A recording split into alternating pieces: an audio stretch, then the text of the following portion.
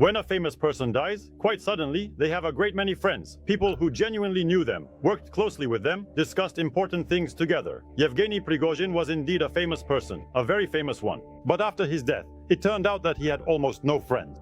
No, not acquainted, didn't communicate, didn't work together. That's what those who are called people from his inner circle are saying today. There are even very few comments about his death, as if he never existed at all.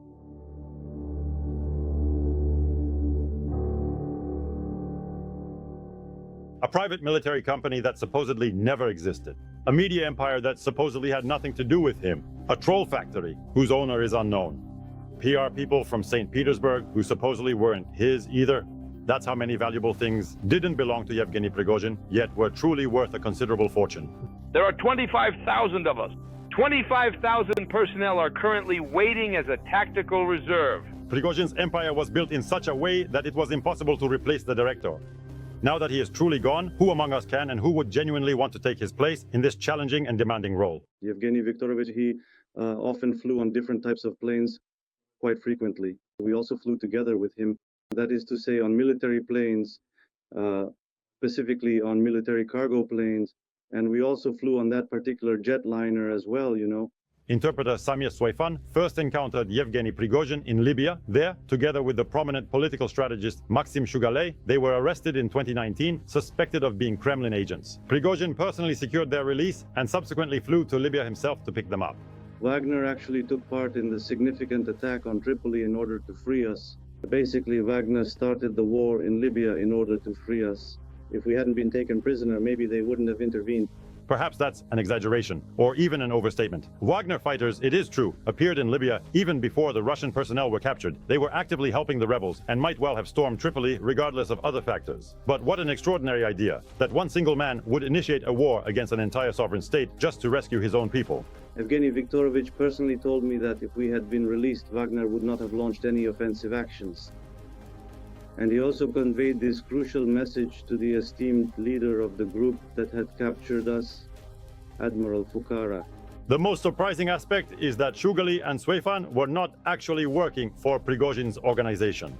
They were sent to Libya by the Foundation for the Protection of National Values. Its head, Alexander Malkevich, told RTVI at the time that the group went to Libya to conduct sociological research and that he and his foundation had no connection whatsoever with Prigozhin.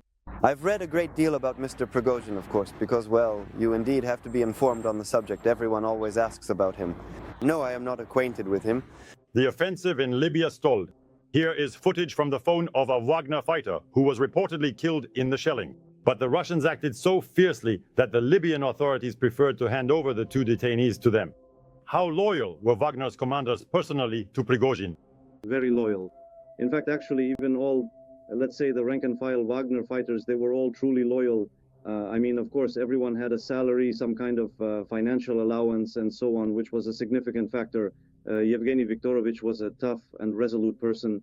He always told the unvarnished truth, and he always meticulously kept his promises, never breaking his word or going back on his commitments. After returning to Russia, Shugalay and Soifan received 18 million rubles from Prigozhin, $1 million for each month spent in prison. It was important for the director to show that he was involved in everything.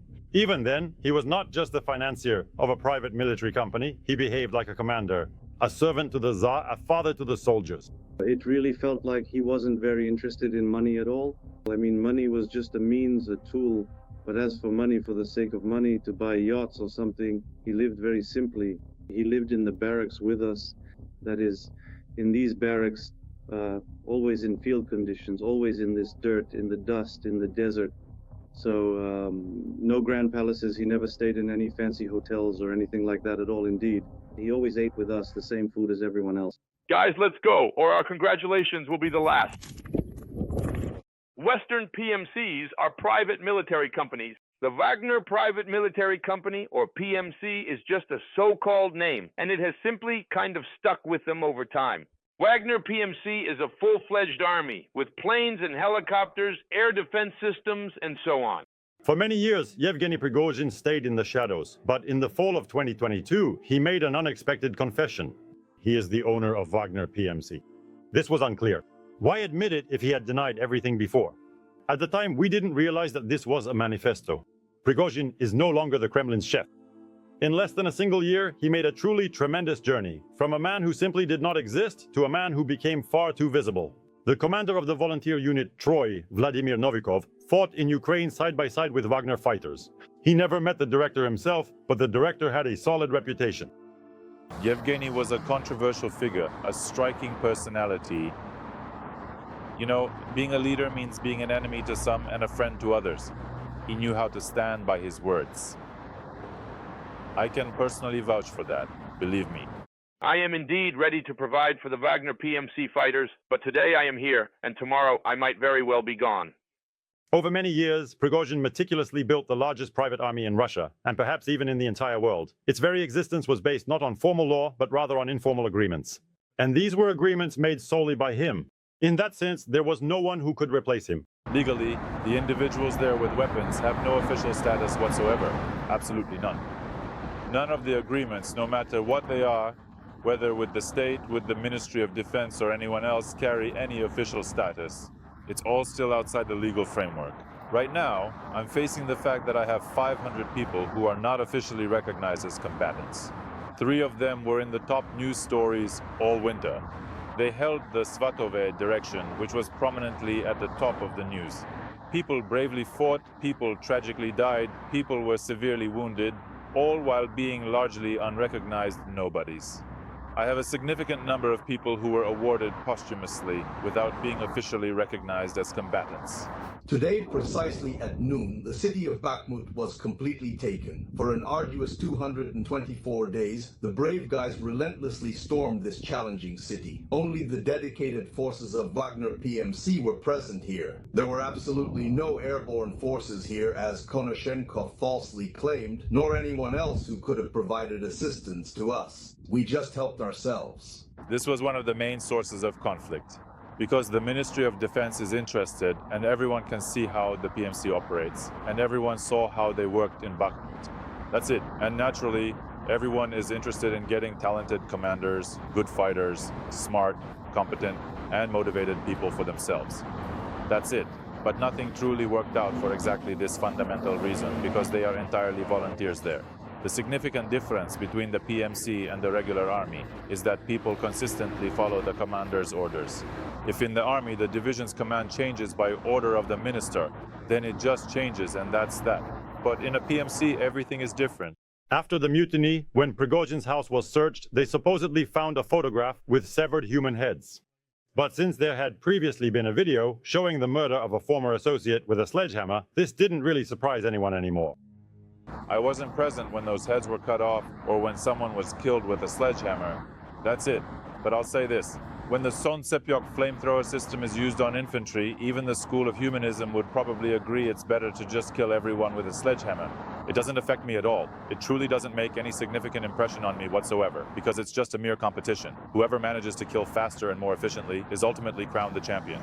But the fact that this made such a strong impression on the whole world, that Wagner PMC is the toughest and most formidable private military company in the world, I think we all know that here. It was precisely the special operation in Ukraine that gave Prigozhin such power. While his PMC was fighting somewhere in Syria or Africa, it wasn't as noticeable. But when a powerful wave of patriotism rose in Russia, Prigozhin could easily fend off any attacks. I'm right here in the trenches with all of my brave fighters. And where exactly are you? I've been to Frunzenskaya many times. A parquet general is called that because everywhere there are beautiful parquet floors, expensive granite and exquisite marble. All generals, on the way, you certainly won't meet a single colonel. Everyone reeks of such expensive perfume that you practically start having an allergy. And that's why there's a clear disconnect. The generals are indeed living it up, while the soldiers below are truly dying, completely naked and utterly barefoot. And then came the intermediaries. In the summer of 2023, Prigozhin essentially begins a political career. No, he goes out of his way to emphasize that he's not going into politics, that he has no intention of running for anything. But his press service's Telegram channel looks like a campaign diary. Every day there are a dozen comments on various topics. Prigozhin travels around the regions, visits factories, calls on the relatives of the deceased, and gives them gifts. Everything is filmed on video.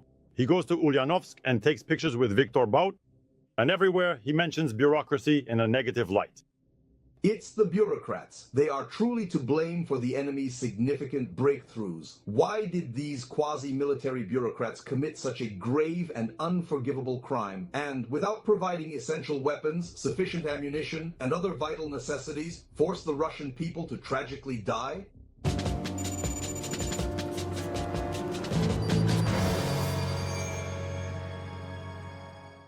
Even after his death, Prigozhin continues to remind the authorities of his presence. A few months ago, he fiercely criticized the bureaucrats entrenched in high offices, and now, just steps away from the Kremlin and Staraya Square, a spontaneous memorial has appeared with the Wagner flag, portraits of Prigozhin and Wagner commander Dmitry Utkin. Someone also attached photos here of the crew of the plane that the Wagner fighters shot down during the June mutiny. No one touches these photos, just like the memorial itself. Candles are burning, people are bringing flowers. But that's in Moscow. The situation is completely different in the Samara region. In April, Prigozhin opened a memorial here at the burial site of his fighters. And just a few days ago, blogger Sergei Trifonov filmed some shocking footage there. The graves have been leveled with the ground, now there are paths in their place, and the wreaths and crosses have been removed and set aside. Here, these are all the crosses of the guys who died. Here, from the year 23. Take a look. Here, everything is piled up right here. All of the Wagner wreaths have been completely thrown into a single heap. What exactly are you doing, guys, in this situation? This is sacrilege. Damn, what are you doing? People died for Russia, and you just leveled all their graves with the ground. What on earth are you precisely doing right now? Aren't you afraid of God or anything? There is a theory that a reconstruction and improvement of the cemetery is being prepared. However, judging by the video, there are no grave markings, and it will be difficult to determine who is buried there now.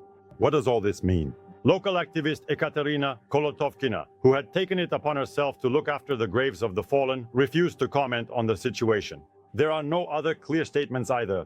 Should we understand this to mean that now any legacy of Wagner will be destroyed? We are currently working. The temperature is 50 degrees right now, just the way we like it. PMC Wagner is conducting an RPD making Russia even greater. Yevgeny Prigozhin recorded his last video from Africa. It sounds like a routine address. We keep working. But there were reports in the press that Moscow is persuading African partners to stop cooperating with Prigozhin's organizations. These organizations remained personally loyal to Prigozhin in June when the Ministry of Defense tried to win them over to its side. This was an attempted power grab by the Minister of Defense. I fully support Yevgeny Prigozhin's decision not to sign any contracts with the Ministry of Defense. This official statement was published on the Telegram channel of the Russian instructors mission itself in the Central African Republic on behalf of its leader. The Wagner PMC will absolutely not sign any contracts with Shoigu under any circumstances.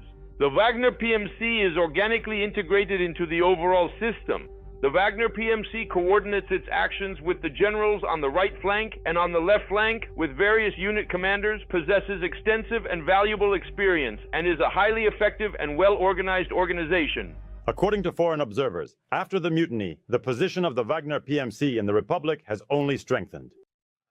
To be frank, the mutiny had no effect at all. On the contrary, Wagner sent even more people to this very location. What did people say about the reputation of the Wagner PMC, about the methods used by Wagner fighters? That truly depends on precisely who you ask. If you were to ask someone from the government or the president's innermost circle, they would certainly tell you that they absolutely adore Wagner. Indeed, no one but Wagner truly dares to fight against the formidable rebels. They'll tell you that Wagner fighters don't impose Western standards, and in some ways they'd be right. I've seen how Wagner units operate. They really do like to take significant risks, much more so than the UN forces or the National Army. But with what ultimate result? Life hasn't become any more stable. Their methods are simply atrocious. That's what the victims say. In recent years, we have clearly observed that these entities mostly guard the valuable mines they themselves control and possess, rather than extending their protective efforts to the towns that inherently have no strategic or tactical value.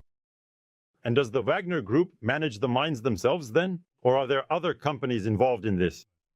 Well, officially Wagner Group doesn't appear in the documents there. You'll see the names of various mining companies, large corporations, and diverse firms there. But if you dig a little bit deeper, you'll find the actual people behind them who are actively working together with the Russians, individuals connected to the Wagner Group. Almost certainly these are the very people who are truly profiting. The largest gold mine in the country, Ndasima, in the Uaka province, is a very, very dangerous area. Over the past 2 years, a lot of equipment has been installed there. Apart from the Russians, there is literally no one else who could have done this. And this is connected to the Wagner Group. Wagner has air support, Wagner can move large groups of people in convoys. They provide security. So aside from Wagner, there is truly no one else who could effectively mine gold there, even if other companies are officially listed on the paperwork. The Ndasima gold mine is located not far from the place where in 2018, 3 Russian journalists were killed. They had traveled to Africa to investigate the activities of Prigozhin's company. According to the US Center for Strategic and International Studies, the company Midas, which is linked to Prigozhin, operates there. This company may have signed a 25-year contract with the local authorities for development. So breaking this very significant connection will not be straightforward. According to some estimates, Wagner's structures can generate up to $1 billion annually just from their operations in the Central African Republic. The Central African Republic is a very, very expensive and challenging place to do business. It is a landlocked country. The infrastructure is truly terrible and there are very few usable roads. It requires a huge amount of fuel, a massive number of flights, and heavy equipment needs to be maintained. And that's why, for me and other observers, the biggest question is what will happen after the death of Prigozhin and his inner circle? Will the flow of money that supported Wagner's operations in this country continue? Because maintaining a presence in the car is incredibly difficult. It's like truly hacking your way through a dense jungle. It genuinely costs a small fortune. My media activity is in fact the media activity of Wagner PMC. I expressed not only my own opinion, but also the views of the commanders and all the fighters. Yevgeny Prigozhin was credited with an entire media empire made up of dozens of outlets, but he never admitted that these media belonged to him. In the spring of 2023, he suddenly wrote that he had run the troll factory, which the Americans accused of interfering in the elections. I was never merely the financier of the Internet Research Agency. I came up with it, I created the agency, and I managed it for an extended time. But the press remained ownerless. Vladimir Yagodey worked at one of these publications for 4 years and says that everyone inside knew who the owner was. Well, formally, it's not a Prigozhin media outlet, formal. But in reality, everyone kind of understands what's what. Like, everyone always knew who the boss was. I mean, well, the person was literally called the boss. That's what he was called. It was probably the only media holding in Russia where you absolutely had to pass a polygraph test to get a job there. There was a long conversation with the editor-in-chief and some other people there. Then if everyone approves, you go to the polygraph. There they check you for, let's say, alignment of views, for honesty. Well, they asked about Navalny. Who else did they ask about? They asked about the communists too, I think, if I'm not mistaken. Basically, how do you feel about their position? But at the same time, if there was something you didn't like about the current authorities, the main thing they said was that, well, you know, you don't have any kind of radicalism or anything like that. So, in other words, a lot of things were just overlooked, so to speak. When the relevant publications merged into the Patriot Holding, Yevgeny Prigozhin became the head of the holding's board of trustees. But officially, it was stated that he wasn't giving them any money. Although once, Prigozhin let slip that yes, he was partially funding them. No one has officially relieved me of the responsibility for partially funding the Patriot Media Group, which is a significant undertaking. Did he ever actually show up at the editorial offices himself? No, up to a certain point, he was basically a completely non-public person. I don't know if it was a cunning plan or just his own preference. But contrary to the meme-like opinion that he loved publicity, he was actually quite a modest person at times and rarely ever showed up at the editorial office. In fact, in all my years of working there, I never saw him. Well, maybe he came by once, but I wasn't there at the time. It's strange that Yevgeny Prigozhin visited his media foot soldiers so rarely. They could have certainly served him much better if they had more widely and extensively broadcast his fiery and passionate speeches on pressing current issues. Regarding the recent drone incidents flying over the city of Moscow and within its airspace, you utterly filthy, despicable bastards, what in the name of all that is holy are you truly doing, you absolute scum of the earth? Get your worthless asses out of the comfortable offices where you were specifically put to valiantly defend this great country. What in the actual hell are you doing, allowing these dangerous and destructive drones to reach the very heart of Moscow without any resistance? It's also rather strange that, after launching a mutiny and declaring a march on Moscow, Prigozhin didn't mobilize his media to carry out the same task. There was no effective media support for this mutiny. Without waiting for them to publish anything dangerous, Roskomnadzor quickly blocked the media outlets considered to be affiliated with Prigozhin. There was an atmosphere of apathy within the editorial offices themselves. The Council of Commanders of the Wagner PMC has decisively decided the profound evil brought by the country's military leadership must be stopped immediately. For many, it was a shock. Of course, we had already gotten quite used to the idea that, well, Yevgeny Viktorovich is like a new Trump, a kind of Russian Trump. But that it would literally be like what happened at the Capitol, we truly didn't know it would be exactly like that, not at all. They have truly forgotten the word justice, and we will indeed bring it back to its rightful place. As for the management statements, basically, they wanted to distance themselves as much as possible. Personally, since I was mainly the one running the Telegram channel, well, actually, I was the one running it. I gave my beloved wife the money, the entire stash, and got everything meticulously ready within my own little world, and was basically prepared to do 4 full months, or however long it would ultimately be.